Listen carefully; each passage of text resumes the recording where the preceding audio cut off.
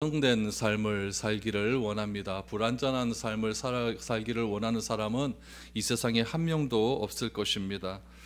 불안전한 삶이 지속되면 삶 자체도 어렵고 힘들어집니다. 불안전한 삶이 지속되면 관계도 어려워지고 또 사회생활도 굉장히 힘들어지게 되는 것이겠죠.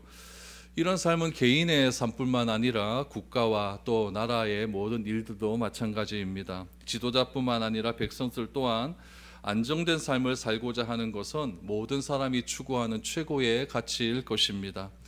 그러면 여러분, 불안전한 사회가 지속되면 어떻게 될까요? 불안전한 사회가 지속되면은 백성들 또한 불안정해지고, 불안정이 극대화되면 일어나는 결과가 무엇이냐면 전쟁밖에 없는 것이죠. 전쟁하는 이유는 이 불안정이 전쟁을 통해서라도, 무력을 통해서라도 안정되기를 원하는 그런 마음에서 전쟁이 일어나게 되는 것입니다. 우리가 오늘 읽은 말씀 32절 말씀을 보시면 평생의 전쟁이 있었다라고 말을 합니다. 평생의 전쟁이 있었다. 그럴 때 여러분, 백성들의 삶은 어떻게 되었을까요? 백성들의 삶은 불안정할 것이고, 백성들이 살아도 살지 않을 만큼 굉장히 어려운 삶을 살게 되었을 것입니다. 남쪽 유다에는 가끔 가다 보면은 하나님의 뜻에 맞는 그런 왕들이 등장을 했지만은, 북왕국 이스라엘의 경우를 보면 첫 번째 왕 여로보암 때로부터 시작해서 한 명도 선한 왕이 없었습니다. 이것은 무엇을 말하냐면은 세상 권력의 악함을 그대로 따라간 것이 북쪽 이스라엘의 역사였다라는 것을 우리에게 말해주고 있는 것이죠. 오늘은 북쪽 이스라엘의 두 번째 왕인 나답 왕에 대해서 한번 살펴보려고 합니다. 이 나답이라고 하는 왕은 그렇게 오래 통치한 왕도 아닙니다. 한 2년 정도 통치한 왕이었는데, 이 통치한 왕을 통하여서 이스라엘 나라는 굉장히 불안정한 그런 삶을 살게 되었다는 것이죠. 이 나답 왕이 행한 그런 일들을 통해서 우리가 또 배워야 할 점은 무엇인지 한번 살펴볼 수 있는 시간이 되었으면 좋겠습니다. 25절, 26절 말씀을 보시죠.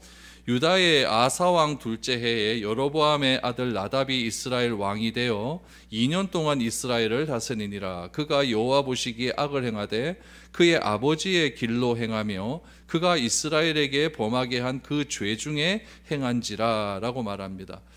유다에는 아사 왕이 왕위에 오른 지 2년째 되던 해에, 아사라고 하는 왕이 오른 지 2년째 되던 해에 북쪽 이스라엘은 첫 번째 왕이었던 여로보암의 아들 나답이 이제 왕이 되었다라고 말을 합니다. 나답이 2년 동안 나라를 다스렸다라고 증거를 하고 있죠. 2년이란 짧은 시간 동안 나라를 다스린 나답은 왕위에 오르자마자 행한 일이 무엇이었느냐? 하나님을 버리고 우상 숭배하는 죄악이 일어났다라고 성경은 딱 결론 짓고 있는 것입니다. 성경은 나답의 죄를 범할 때 어떻게 말하고 있냐면 이렇게 말하고 있어요. 여호와 보시기에, 26절에 보니까 그가 여호와 보시기에 악을 행하되 라고 이야기를 하고 있습니다. 여러분, 여기서 보시되 라고 하는 말이 굉장히 우리에게 뜨끔한 그런 말씀 아니겠습니까? 하나님은 우리의 모든 상황을 다 보시고 있다라는 이야기죠. 내가 악을 행하는 그 현장에도 하나님은 보시고 계신 것이고, 내가 선을 행하는 그 모든 현장에도 하나님은 항상 보시고 있다라는 것을 기억해야 됩니다. 항상 하나님께서 보신다라고 하는 이런 일들을 우리 종교개혁자들은 라틴어로 코람데오라고 했어요. 코람데오. 코람이라고 하는 말은 앞에서라는 뜻이고, 데오라고 하는 말은 하나님이란 뜻이죠. 하나님 앞에서 우리가 어떤 삶을 살아야 하는가, 이것을 굉장히 중요한 의미로 담겨져 있죠. 그래서 소요리 문답 제1장에도 보면은 우리의 인생의 가장 큰 목적은 무엇이냐? 바로 하나님의 영광을 위한 삶이다 라고 기록을 하고 있는 것이죠. 그러므로 이 코람데오의 정신은 무엇이냐면은 하나님께 우리 모든 삶을 통해 영광을 돌려야 된다라고 하는 그런 의미가 담겨져 있습니다. 그러면 여러분, 우리들의 삶은 어떻습니까? 우리는 어떤 것의 시선을 더 의식하고 살아갈까요? 보이는 사람의 시선을 더 의식합니까? 보이지 않는 하나님의 시선을 더 의식하고 살아갑니까? 사람의 시선을 더 의식하고 살겠죠. 하나님이야 안 보이는데 그렇죠? 안 보이는데 보이는 사람이 있는 사람을 얼마나 의식하며 살아가는지 모릅니다. 그러므로 여러분, 신앙이라는 것은 무엇이냐면은 보이는 사람보다 보이지 않는 하나님의 시선과 손길을 의식하며 살아가는 것, 그것이 바로 신앙생활이다라는 이야기죠. 우리의 삶이 변화되지 않는 이유는 무엇이냐면은 보이지 않는 하나님은 별로 의식하지 않고 보이는 사람을 더욱더 의식하며 살아가기 때문에 우리의 삶이 잘 변화되지 않는 것입니다. 성경의 출발이 어떻게 시작되냐면은 태초에 하나님이 천지를 창조하셨다라고 하는 말로 시작하셔서 하나님께서 천지를 창조하실 때마다 하신 말씀이 무엇이냐면은 하나님 보시기에 좋았더라라고 하는 말씀으로 시작이 됩니다. 그러나 오늘날 우리의 삶과 우리의 환경은 하나님 보시기에 좋은 삶은 전혀 나타나고 있지 않은 것 같습니다. 환경도 다 무너지게 되었죠. 사람들이 행하는 모든 삶의 모습도 하나님 보시기에 좋은 삶은 별로 없었던 것 같습니다. 하나님께서 자신의 형상으로 만든 우리 인간들을 창조하시고는 심히 좋았더라라고 말씀을 하셨는데, 오늘 본문에 나타난 이 아사왕이라고 하는 사람들, 이 아사라고 하는 나답이라고 하는 왕 또한 하나님의 형상으로 지음받은 존재임에도 불구하고 하나님 보시기에 악을 행했다라고 하는 그런 결과로 나오고 있는 것이죠. 그래서 여러분, 열왕기에는 딱 두 가지의 길이 나옵니다. 하나의 길은 여로보암의 길, 또 하나의 길은 다윗의 길입니다. 그럼 여로보암의 길과 다윗의 길의 차이점은 무엇일까요? 다윗은 회개했지만 여로보암은 회개하지 않았다라는 이야기죠. 거기서 선과 악이 결정된다는 이야기입니다. 이것이 신약에 오면 또 두 가지의 길로 나옵니다. 베드로의 길과 가룟 유다의 길입니다. 베드로는 회개하지만 가룟 유다는 기회를 줬음에도 회개하지 않는 그런 길로 나타난다라는 이야기죠. 그래서 우리는 누구의 길로 걸어갈 것인가는 굉장히 중요한 의미로 다가가게 됩니다. 하나님 보시기에 우리가 어떠한 삶을 살아가는 것이 진정한 의미의 삶인가? 하나님 보시기에 정직한 삶을 살겠다라고 이렇게 결단한 우리 구약의 인물들은 굉장히 많이 나옵니다. 특별히 여호수아는 마지막 유언에서 이렇게 고백을 합니다. 여호수아 24장 15절 말씀을 보시죠. 만일 여호와를 섬기는 것이 너희에게 좋지 않게 보이거든 너희 조상들이 강 저쪽에서 섬기던 신들이든지 또는 너희가 거주하는 땅에 있는 아모리 족속의 신들이든지 너희가 섬길 자를 오늘 택하라. 오직 나와 내 집은 여호와를 섬기겠노라 라고 백성들 앞에서 선언을 해버립니다. 자신의 후손들에게 가나안 사람들이 섬겼던 신을 섬기든지 하나님을 섬기든지 택하라고 이야기합니다. 너희들이 택하는 건 너희 자유지만 나는 누구를 택하겠느냐? 여호와 하나님을 선택하겠다라고 그렇게 결단을 해버리죠. 우리가 후손들에게 보여주어야 할 것은 내가 여호와 하나님을 얼마만큼 진실되게 섬기고 있는가, 이 모습을 보여주어야 된다라는 거죠. 하나님이 우리를 보시기에 어떻게 생각하고 있는가? 하나님이 우리를 항상 호람되어를 마음을 가지고 우리를 항상 보시고 있다고 한다면 우리의 삶 또한 내가 행하는 모든 것들도 우리 후손들이 다 보고 있다는 것을 기억해야 된다라는 이야기죠. 오늘 본문에 나오는 나답, 딱 2년 통치했습니다. 2년 통치해놓고 결과는 어떻게 나오느냐? 여호와 보시기에 악을 행했다. 이것이 여러분 나답이 행한 일의 전부라는 이야기입니다. 북이스라엘의 두 번째 왕인 이 나답, 통치 2년 만에 바아사라고 하는 부하에 의해서, 쿠데타에 의해서 죽고 말게 되는 것이죠. 그 쿠데타가 어떻게 일어났느냐? 27절, 28절을 보시죠. 이에 이사갈 족속 아히야의 아들 바아사가 그를 모반하여 블레셋 사람에게 속한 깁부돈에서 그를 죽였으니 이는 나답과 온 이스라엘이 깁부돈을 애워싸고 있었음이더라. 유다의 아사왕 셋째 해에 바아사가 나답을 죽이고 대신하여 왕이 되었다라고 기록을 합니다. 나답이 2년이라고 하는 별로 길지 않은 통치 기간 동안에 한 일을 먼저 하나 소개를 하고 있죠. 그것이 무엇이냐면은 블레셋 땅을 통치하려고 했는데 블레셋 지역의 도시 깁부돈을 점령하기 위해서 군대를 이끌고 포위했다라는 이야기예요. 이 블레셋 땅 깁부돈이라고 하는 지역은 단지파가 속한 지역입니다. 그런데 단지파가 거기에 있다가 어디로 가냐? 북쪽으로 올라가지 않습니까? 북쪽으로 올라가서 제일 위쪽, 그러니까 가이사라 빌립보 그 위쪽 지역을 통치하게 되죠. 그래서 단에서 브엘세바까지 한 이유가 무엇이냐면은 이 단지파가 거기에 있으면 되는데, 그냥 이스라엘 지파 이 서쪽 편에 있으면 되는데 거기 내가 못 있겠다고 해서 북쪽으로 올라가는 바람에 그 땅이 무주공산이 되어버린 거예요. 그 땅을 누가 가져가게 되느냐? 결국 블레셋 사람들이 가져가게 된 거죠. 그 블레셋 사람들이 통치하고 있는 그 땅을 되찾기 위해서 나답이 이 깁부돈이라고 하는 지역을 포위하고 있었다라는 이야기예요. 포위하고 있었는데 그때 누가 등장을 합니까? 이사갈 족속 아히야의 아들 바아사라고 하는 군대 장관이 쿠데타를 일으키기 시작을 한 겁니다.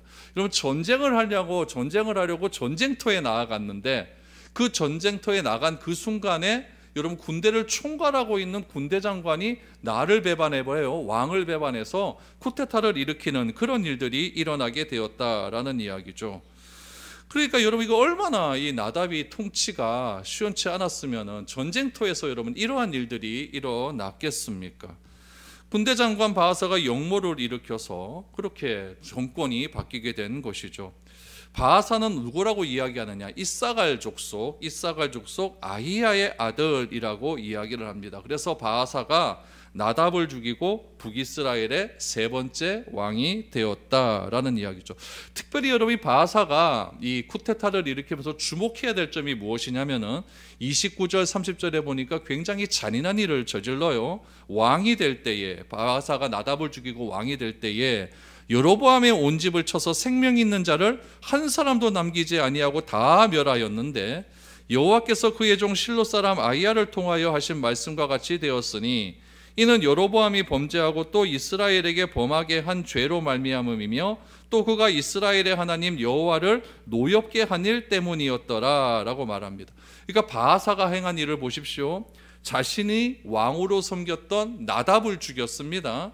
나답을 죽인 것으로 모자라서 이 나답의 아버지가 여로보암 아닙니까? 이 여로보암의 모든 형제들을 쌍그리 다 죽여버렸다라고 이야기를 합니다. 집안 전체가 완전히 다 몰살당하는 그런 일이 일어나게 된 것이죠. 왜 그랬을까요? 여러분, 조선의 역사도 보면 대충 이런 일들이 많이 나오지 않습니까? 정권이 막 이렇게 막 격변이 일어나고 이렇게 돼 버리면은 형제들을 일단 다 죽여버립니다. 왜 그러냐면은 그 형제들 사이에서 또 그 형제 중에 한 사람을 또 택해서 또 역모가 일어날 가능성이 크기 때문이라는 이야기죠. 나답도 지금 군사 정변을 일으켜서 자기가 왕이 되었기 때문에, 이 여로보암이 원래 정통성이 있는 집안 아닙니까? 원래 그 여로보암, 나답 이렇게 일어가는 거니까 여로보암 왕조가 있는 거예요. 우리 조선은 이씨 왕조 아니고 고려는 왕씨 왕조 아닙니까? 그러니까 북이스라엘의 왕조는 누구로부터 시작되냐면은 여로보암 왕조로 시작이 되는 거예요. 여로보암 지파의 여로보암 왕조로 그렇게 시작이 되었는데, 이 여로보암 왕조를 완전히 다 죽여버린 거죠. 그래가지고 이 여로보암 1세, 나답, 요 두 대에서 끝나버립니다. 끝나버리고 이제 두 번째 왕조가 들어가는 거예요. 이사갈 지파의 왕조가, 이 바아사 왕조가 새롭게 들어가게 되는 거죠. 그러니까 자기하고 전혀 상관없는 이 족보가 들어가게 되는 거죠. 그러니까 이 앞에 있는 왕조를 완전히 다 죽여버리는 겁니다. 이거 살려놨다가는 나도 이게 당할 수 있다라고 하는 두려움이 있기 때문이다라는 이야기죠.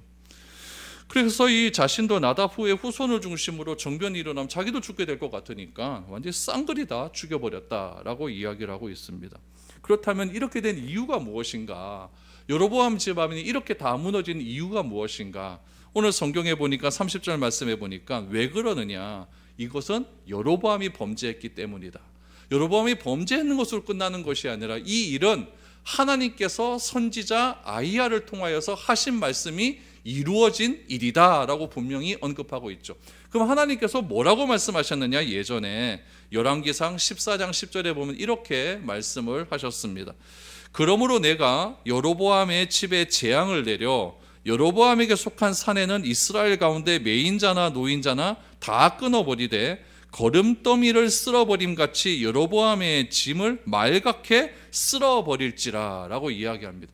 야, 하나님도 보면은 보통이 아니에요. 그렇죠? 한 집안을 완전히 쓸어버리겠다라고 말을 해요. 그런데 이 여로보암에게 이렇게 쓸어버린다라고 하는 예언을 하기 전에 먼저 여로보암에게 선택할 수 있는 기회를 줬어요. 네가 만약에 다윗의 길로 행한다면은 너의 족속이, 너의 후손이 다윗의 후손과 같이 계속해서 창대할 것이다. 내가 그 왕조를 내가 보장해 줄 것이다. 그러나 그렇지 않으면은 너 박살날 거야 라고 미리 예언을 해줬거든요.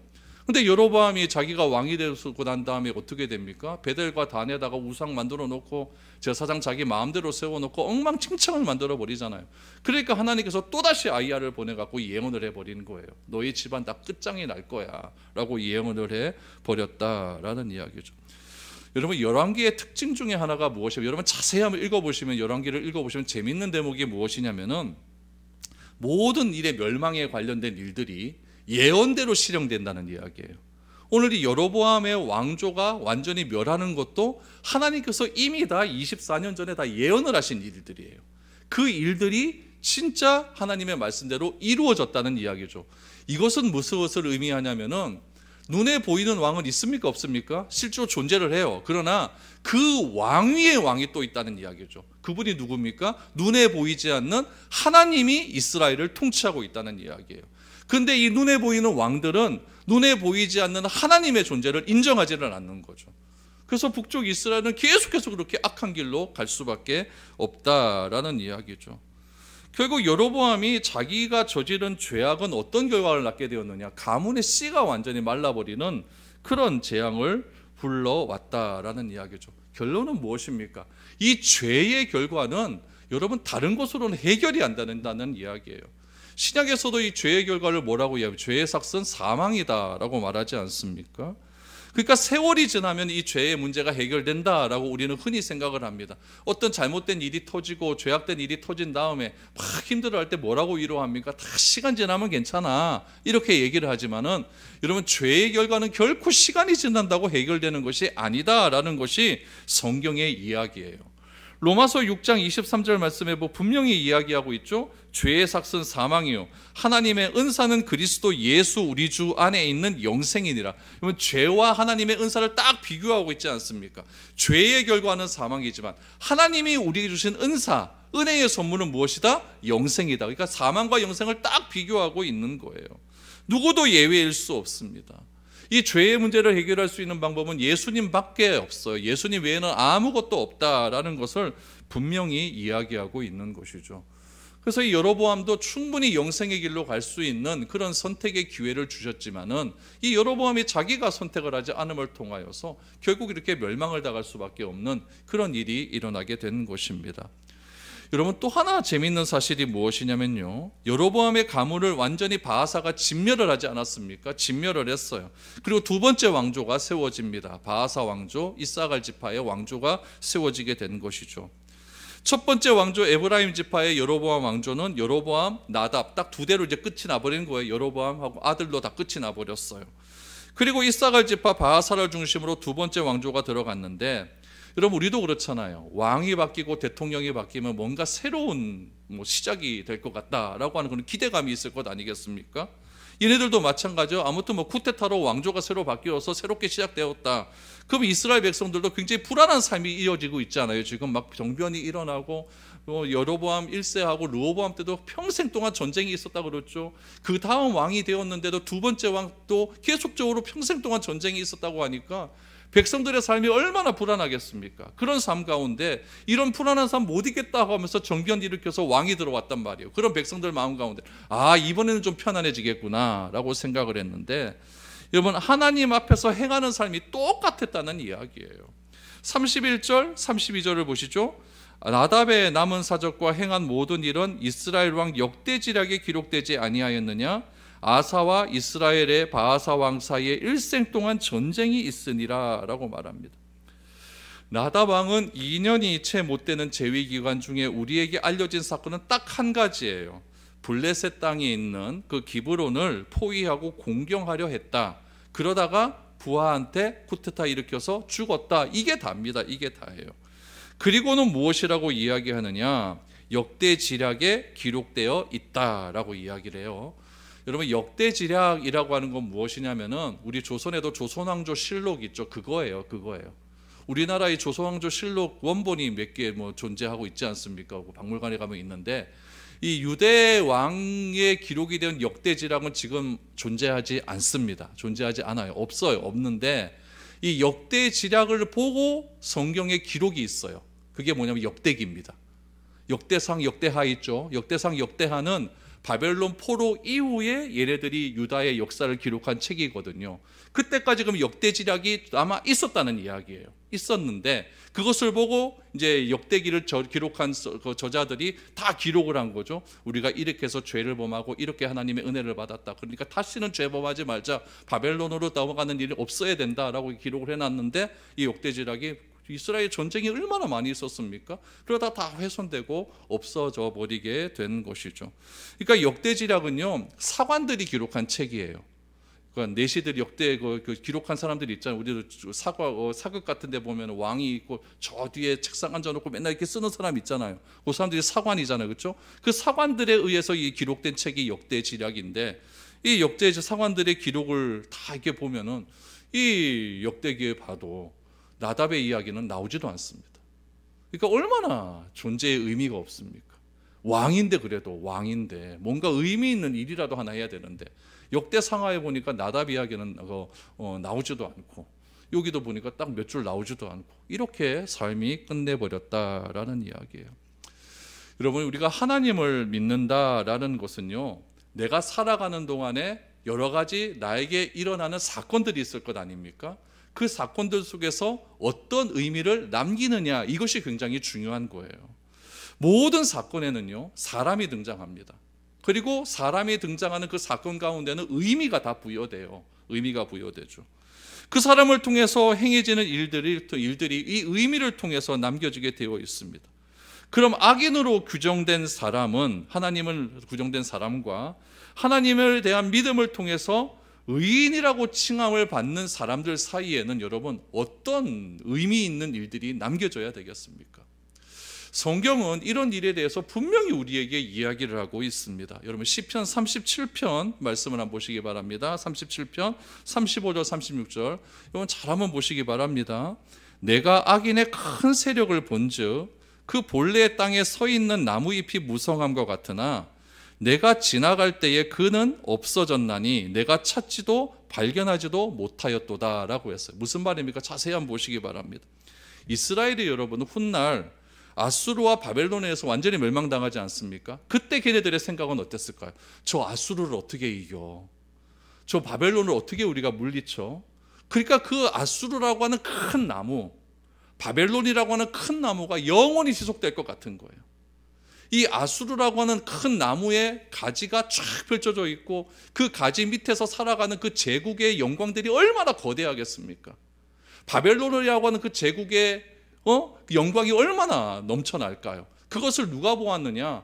이 하나님을 믿는 의인들이 본 거예요. 보면서 저거든 정말 우리가 저 악인들의 세력을 쫓아내기는 도저히 불가능할 것 같아, 이렇게 생각이 되었는데, 하나님은 어떻게 하시느냐? 비록 악인을 통해서 의인을 심판하셨다 할지라도 어느 날 지나가다 보니까 그 나무가 없어져 버린 거예요. 그 나무가 흔적도 없어요. 내가 지나갈 때에 그는 없어졌나니 내가 찾아도 발견하지 못하였다. 어느 날 갑자기 하나님이 정한 때가 보니까 하나님께서 의인을 구원하시기 위하여서 이 바벨론을 완전히 멸망시키지 않습니까? 멸망시켜버려가지고 바벨론이라고 하는 나라를 흔적도 없이 그렇게 만들어버리시는 그런 하나님의 놀라운 은혜가 있다라는 이야기죠.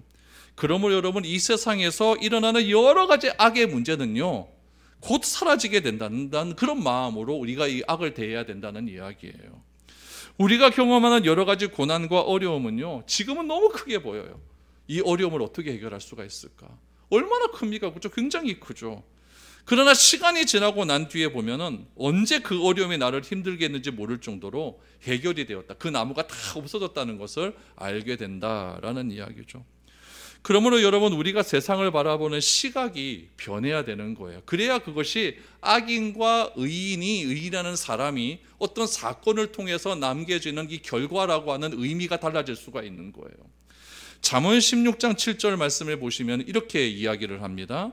사람의 행위가 여호와를 기쁘게 하면 그 사람의 원수라도 그와 더불어 화목하게 하시느니라 라고 말을 합니다. 하나님을 기쁘게 하면은 내 주변의 악인과 원수와의 관계도 회복될 수 있다는 이야기예요. 하나님을 기쁘시게 하는 율법이 무엇입니까? 하나님을 먼저 사랑해라. 그러면 그 하나님의 받은 그 사랑을 통하여서 누구를 사랑할 수 있다? 이웃을 사랑할 수 있다라고 이렇게 나오는 것 아니겠습니까? 그러니까 내가 누군가 관계가 좋지 않다라고 하는 것은 내가 하나님과의 관계가 엉망이었다는 이야기예요. 그 엉망진창인 관계 때문에 내가 내 옆에 사람을 사랑하지 못한다는 이야기죠. 사람의 행위가 여호와를 기쁘시게 하면은 그 사람의 원수라도, 하나님을 사랑하는 그 사람의 원수라도 그와 더불어 화목하게 될 것이다 라고 이렇게 지혜를 우리에게 말을 하고 있는 거죠. 32절의 말씀처럼 이런 아사와 바아사 사이에 늘 다툼이 있었어요. 늘 다툼이 있었어요. 전쟁이 있는 것은 그들 마음 가운데 누구를 사랑하는 마음이 없기 때문에, 하나님을 사랑하는 마음이 없기 때문에, 그들의 행위가 하나님을 기쁘시게 하는 그런 행동이 없기 때문에, 여러분 그 서로 간에 원수였다 할지라도 서로 관계가 회복된다고 말씀하셨는데 그런 일들이 일어나지 못하게 된 것임을 우리는 알게 되는 것이죠. 그래서 우리가 누구와의 관계가 안 좋은 것은 한 사람의 책임은 아닙니다. 다 두 사람의 책임이 다 있는 거예요. 두 사람 중에 누구 한 사람이라도 하나님을 기쁘시게 하는 행위를 했다고 한다면 그 관계는 회복될 수가 있는 것인데, 똑같이 관계 회복이 안 되는 이유는 하나님을 기쁘시게 하는 행위보다는 보이는 사람의 시선을 더 의식하기 때문에 화목하지 못하는 것이다 라고 성경은 우리에게 지금 경고하고 있는 겁니다. 33절 34절을 보시죠. 그래서 이렇게 결론을 짓죠. 유다의 아사왕 셋째 해에 아히야의 아들 바아사가 디르사에서 모든 이스라엘의 왕이 되어 24년 동안 다스리니라. 바아사가 여호와 보시기에 악을 행하되 여로보암의 길로 행하며 그가 이스라엘에게 범하게 한 그 죄 중에 행하였더라 라고 말합니다. 바아사가 정별을 일으킬 당시에 남유다는 누가 다스렸어요? 아사가 통치한 지 3년째 되던 해였다라고 말합니다. 여러분, 아사는 우리 지난주에 본 것 같이 초장에는 잘했다가 마지막에 못한 왕이었어요. 그럼 아사왕 3년째 되던 해 때 어떤 일이 있었느냐? 아사가 종교개혁을 일으키거든요. 종교개혁을 일으켜서 그 남유다에 있었던 모든 우상들을 다 정리를 해버립니다. 그런데 이 아사왕에게 있어서 종교개혁을 할 때 가장 걸림돌이 누구였냐면 할머니였어요. 이 할머니가 아사왕을 키웠는데 이 할머니가 우상숭배 대장입니다. 그러니까 이 아사가 우상숭배를 다 제거하려고 하면 누가 걸리는 거예요? 할머니 대왕대비마마가 걸리는 거예요. 그래서 이 아사왕은 어떻게 했느냐, 이 대왕대비를 폐위시키지 않으면은 도무지 종교개혁이 안 되겠다라고 생각을 해서 자기를 키워준 할머니를 폐위시켜버리고 우상숭배를 다 전멸했던, 종교개혁을 일으켰던 그런 사람이었습니다. 근데 이스라엘의 세 번째 왕이 되었던 북쪽에서는 어떤 일이 일어났느냐, 34절 다시 보시면 바아사가 쿠데타를 일으켰어요. 여호와 보시기에 악을 행했다, 좋다 이거예요. 그런데 누구의 길로 갔다고 합니까? 여로보암의 길로 갔다고 그랬어요. 바아사가 여로보암의 가문을 진멸시켜버렸거든요. 진멸시켰으면 자기가 좀 새롭게 하면 될 것 같은데 진멸시켜놓고 여로보암이 행했던 모든 죄악의 길을 따라가 버리는 그런 일을 저질러 버리는 거죠. 여로보암이 행한 일 중에 제일 악한 게 무엇입니까? 단과 베델에다가 그 우상숭배 금송아지상 만들어 놓고 거기다 절해라 라고 하는 것 아닙니까? 그 길을 계속 쫓아갔다라는 이야기죠. 그러니까 여러분, 여로보암의 길을 똑같이 따랐던 바아사에게 하나님은요 굉장히 광분하십니다. 그래서 우리 다음 주에 볼 거지만은 하나님의 사람 에후를 이 바아사에게 보냅니다. 다음 주에 할 거 한 군데만 보겠습니다. 16장 2절 말씀을 보면 이게 여로보암의 길을 따라가니까 이렇게 말하는 거예요. 내가 너를 티끌에서 끌어 내 백성 이스라엘 위에 주권자가 되게 하였거늘 내가 여로보암의 길로 행하여 내 백성 이스라엘에게 범죄하게 하여 그들의 죄로 나를 노엽게 하였다라고 말하지 않습니까? 여러분, 여기서 티끌이라고 나와요. 티끌. 여러분, 하나님이 우리를 흙으로 창조하셨다고 하잖아요. 근데 히브리어 원어에 보면은 이 흙이 아니라 티끌로 나옵니다. 그렇게 하나 나오고, 이 티끌이라는 것은 여러분 굉장히 미비한 존재 아닙니까? 아무것도 아닌 거예요. 그러니까 티끌은 굉장히 비천한 존재다라는 것을 말씀하고 있죠. 그러니까 바아사가 왕이 될 인물이라서 하나님께서 이렇게 왕이 세운 것이 아니라 이건 하나님께서 이거는 뭐 그냥 어쩔 수 없이 왕을 세워 놓은 거예요. 하나님의 은혜로 왕이 된 거예요. 쿠데타를 하든지 말든지 하나님 은혜로 왕이 되었어요. 그러면 왕이 되고 난 다음에 여로보암의 심판자로서 하나님께서 바아사를 사용한 것 아니겠습니까? 완전히 진멸했으니까요. 그럼 어떻게 해야 되느냐? 좀 신실하게 살아야 되는데 자기가 잘나서 왕이 된 것처럼 똑같이 여로보암의 길로 갔다. 그러니까 하나님께서 진노하시는 거죠. 예후를 보내어서 너도 박살날 거야 라고 경고를 해버립니다. 여러분, 이렇게 자기가 올라간 위치를 제대로 파악하지 못하고 나이가 잘나서 됐다라고 하는 그런 행위들을 바울은 이렇게 이야기합니다. 고린도전서 15장 10절에 보니까 그러나 내가 나된 것은 하나님의 은혜로 된 것이니 내게 주신 그 은혜가 헛되지 아니하여 내가 모든 사도보다 더 많이 수고하였으나 내가 한 것이 아니오 오직 나와 함께 하신 하나님의 은혜로다 라고 말합니다. 여러분, 내가 잘나서 오늘 이 자리에 있는 게 아니에요. 오직 하나님의 은혜로, 하나님의 섭리로, 하나님의 일을 하라고 그 자리까지 하나님이 올려주신 것입니다. 그런데 사람은 그 자리에 올라가기만 하면 교만해져 버립니다. 올챙이적 생각을 하지 못해요. 그래서 교만해져서 행한 성임자들의 잘못을 그대로 따라가는 악습을 보이게 됩니다. 목사들도 똑같아요. 목사한테 처음 받으면요, 목사들은 막 얼마나 욕하는지 아십니까? 우리는 저렇게 하지 말자. 들어가서 여러분 3, 4년은 똑같이 돼버립니다. 뭐 목사들만 그렇습니까? 뭐 국회의원들은 안 그래요. 초장에는 다 똑같이 돼버리잖아요. 오늘 이 바하사도 똑같다는 이야기예요. 자기가 왕이 되었으면은 하나님의 뜻에 따라서 그렇게 하나님께서 나를 사용하셔서 여로보암을 심판하려 하시는구나, 이래 알아야 되는데 여로보암이 했던 똑같은 일을 그대로 반복하고 있는 거죠. 바울은 그걸 알았다는 거죠. 내가 이 자리에 올라온, 내가 사도라 칭함을 받은 것은, 나의 다 된 것은 다 하나님의 은혜다. 이 은혜를 알기에 나는 다른 사람보다 더 열심히 수고하였다라고 이렇게 고백을 하고 있는 것입니다. 여러분, 그 자리로 인해서 내가 비참해질 수 있다라고 하는 그런 경고를 우리에게 줄 수 있는 겁니다. 저는 바라건대 항상 하나님의 은혜에 감사할 수 있기를 바랍니다. 내가 이 자리까지 오게 된 것 다 하나님의 은혜 아니겠습니까? 나의 다 된 것은 다 하나님의 은혜라는 고백 가운데 하나님 앞에서 바른 삶을 살아갈 수 있는 저와 여러분들이 되어야 될 것입니다. 그래서 하나님이 사용하시는 대로 나를 잘 사용하여 주시어서 하나님의 뜻대로 우리가 하루하루를 살아갈 수 있는 저와 여러분들의 삶이 될 수 있기를 축복드립니다.